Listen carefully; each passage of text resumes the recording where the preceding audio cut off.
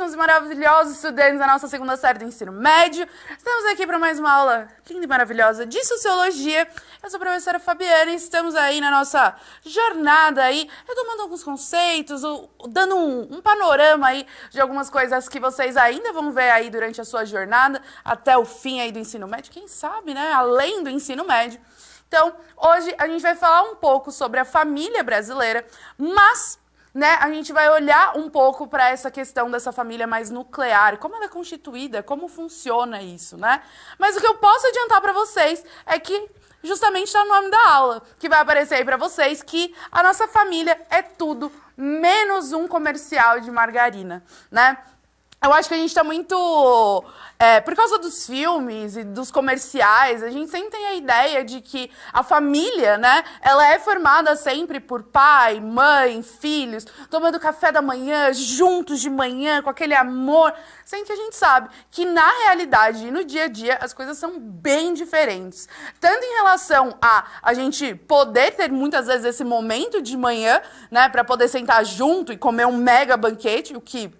bom, comigo nunca aconteceu, mas, além disso, de olhar para essa família como se o único modo, né, de uma família se estabelecer é tendo esses personagens, vamos colocar assim, que é o pai, a mãe, ambos casados com os seus filhos, né, dentro ali da sua própria casa. E tem o pet, né, importante que agora a galera tá adicionando os pets, as plantas, e é sobre isso.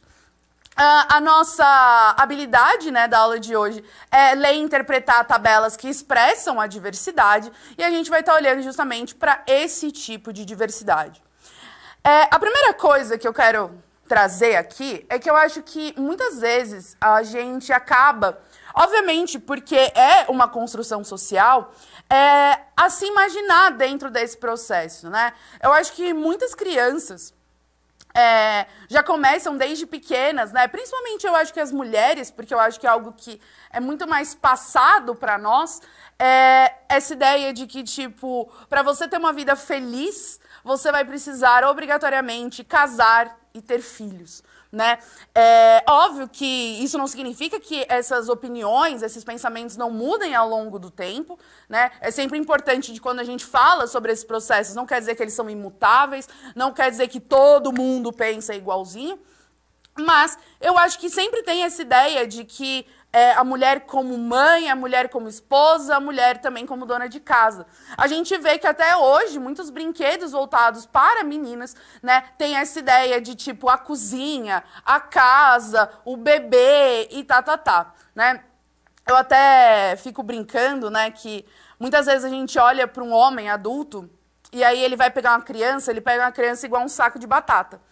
E aí o pessoal fala, ai, mas como, não sei o quê. Bom, a gente é ensinado desde criança como pegar a nossa boneca, né? A gente não pode esperar a mesma coisa de alguém que a vida inteira, né, não teve que passar por esse processo. A gente meio que é educada a ser mãe a vida inteira, a ser esposa, né? Eu acho que muitas pessoas ainda sonham, e isso de maneira alguma é um demérito, algo ruim, tá?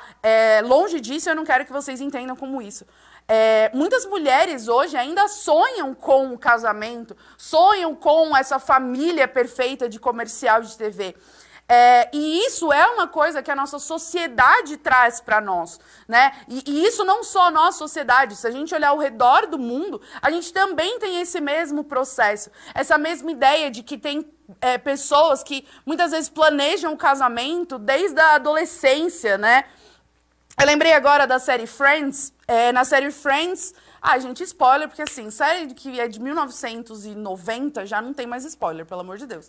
Mas assim, o Chandler e a Mônica, que são dois personagens, eles se casam, né?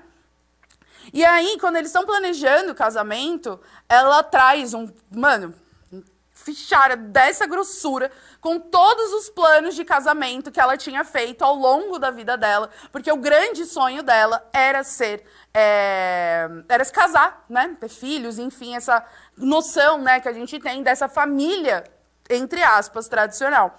E para os homens também em parte. Talvez não esse processo tão cerimonial, tão mágico, mas existe também a questão de que, tipo, você tem que ser um homem para ser o provedor da sua família, você tem que casar com a sua esposa e cuidar dela, ter filhos, né, manter aí a linhagem da família e blá, blá, blá, blá.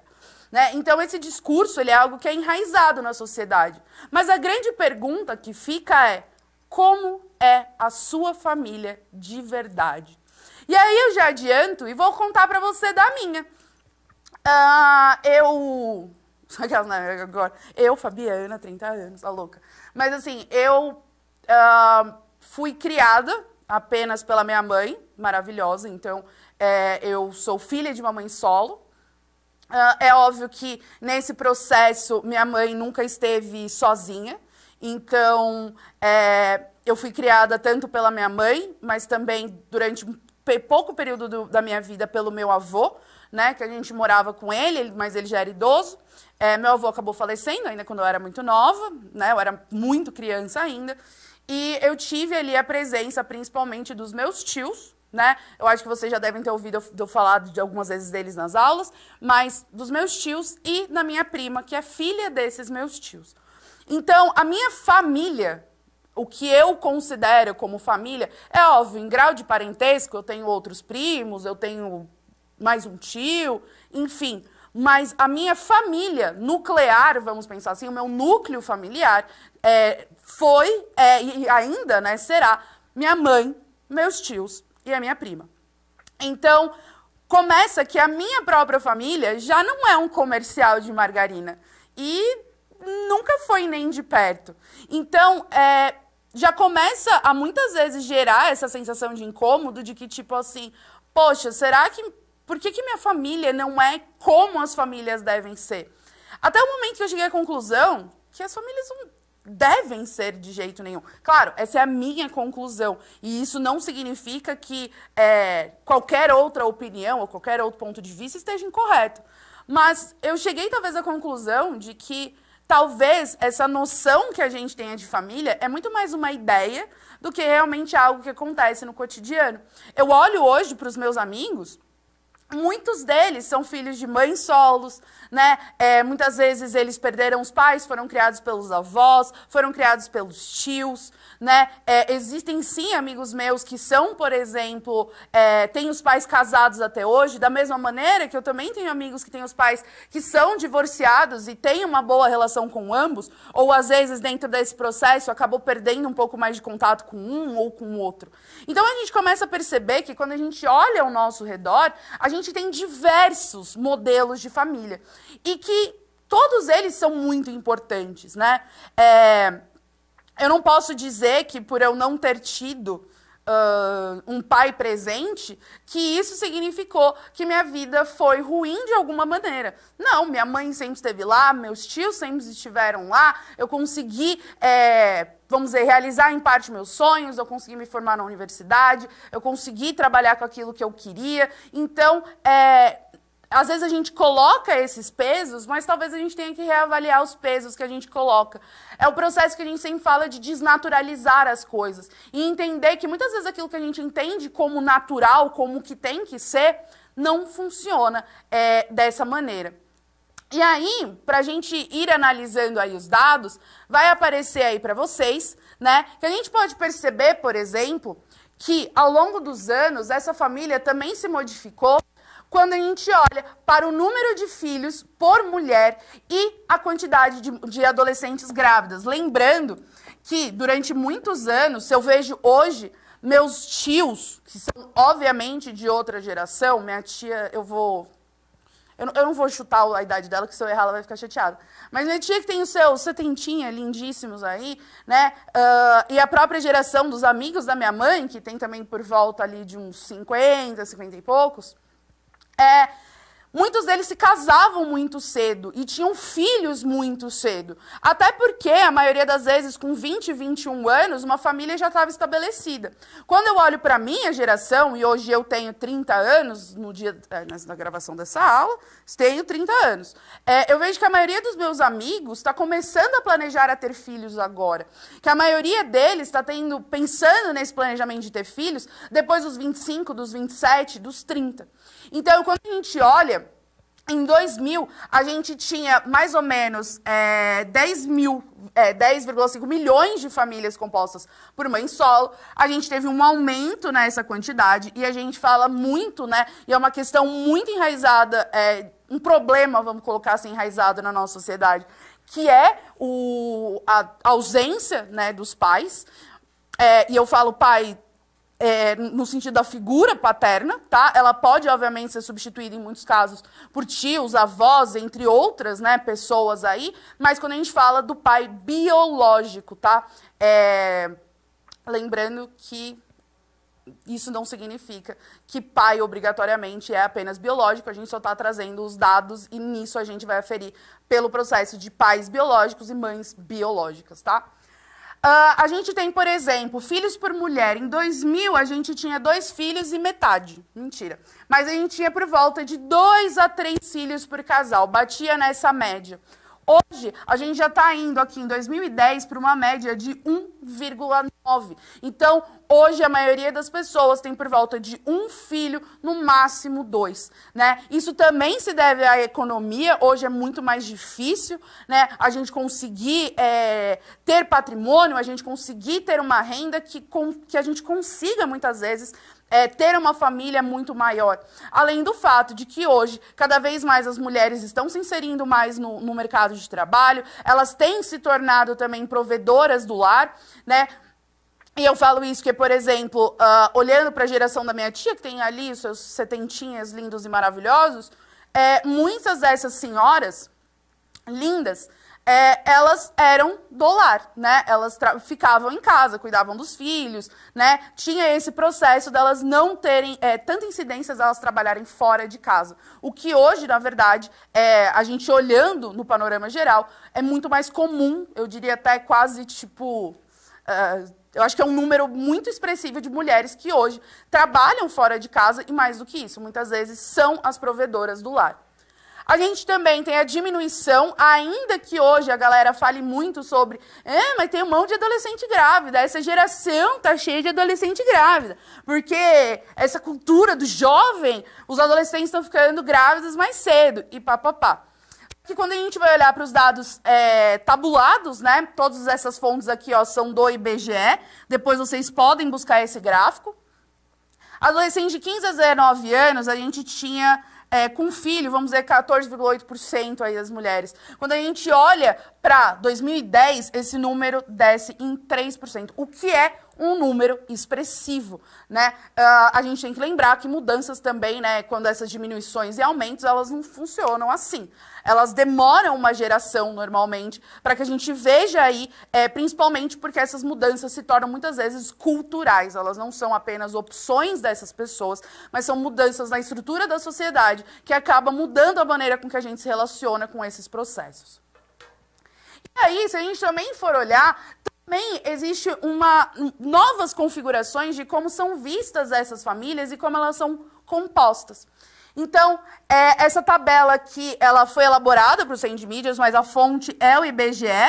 É um gráfico de 2005 a 2015 e a gente vai olhar aqui alguns dados. Por exemplo, um casal com filho que tenha o homem como referência. Então, o pai é a referência da casa, vamos colocar assim. A gente tinha de 66,3 em 2005, para em 2015 esse número diminuir para 53,9.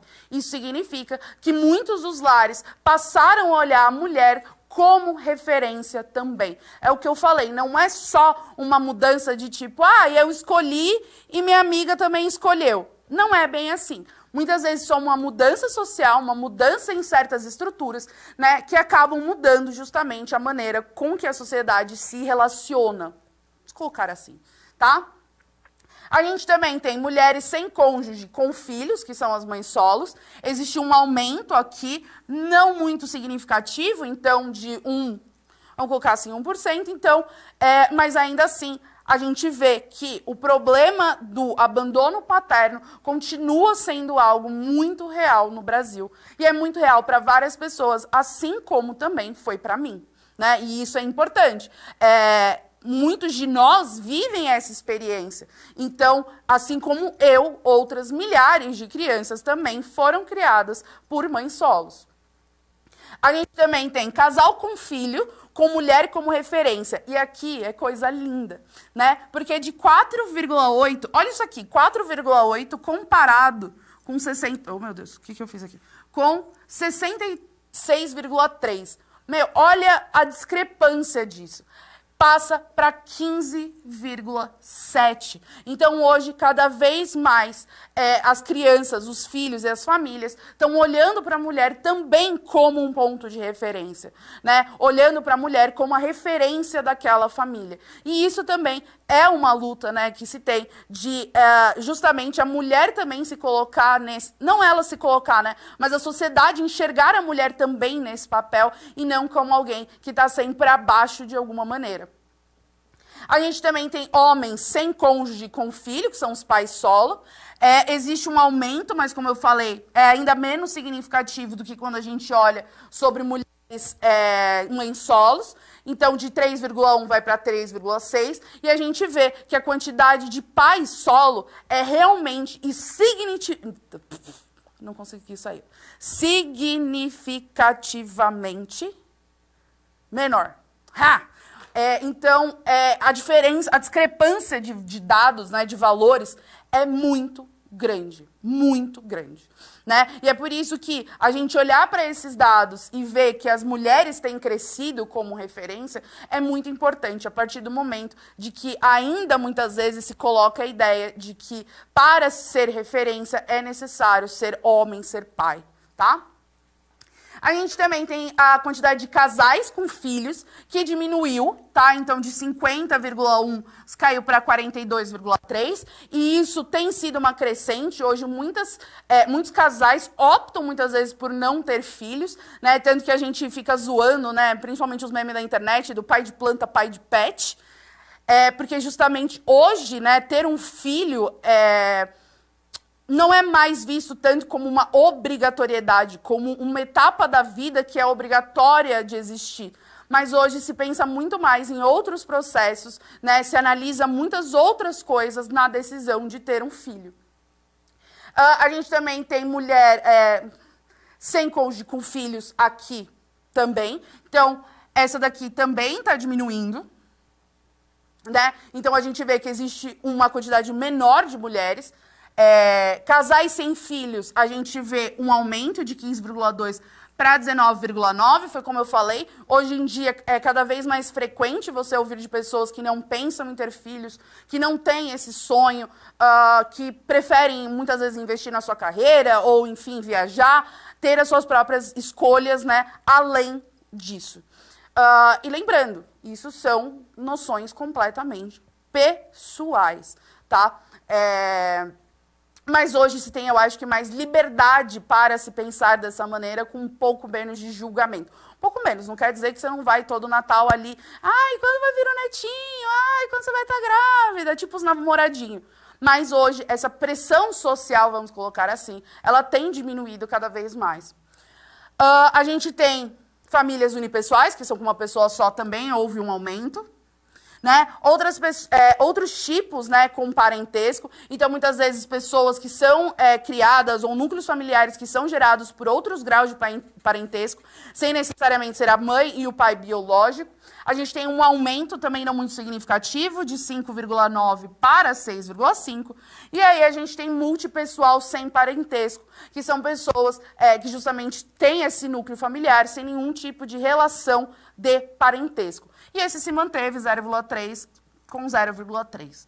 Então, o ponto principal é a gente começar talvez a olhar muito mais sobre o que é vendido para nós enquanto sociedade, de como seria essa estrutura social, né? De que tipo, Será que para eu ser feliz eu obrigatoriamente preciso casar, ter filhos e todo o trâmite, né?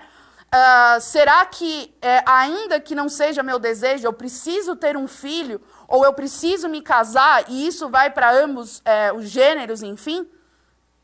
Então, a questão talvez a gente tenha também que começar a desnaturalizar a maneira com que a gente veja a sociedade, para que justamente a gente entenda que a principal questão, que essa sim nunca vai mudar, é que nós somos um país diverso, com diversas constituições, né? E todos nós somos frutos dessa diversidade. E olha, não quer dizer que isso seja bom ou ruim, só quer dizer que nós somos diferentes. Então, eu espero vocês para a próxima aula. Curtam aí o carnaval, para vocês que estão assistindo aí ao vivo. Então, ó, um beijo e até a próxima aula.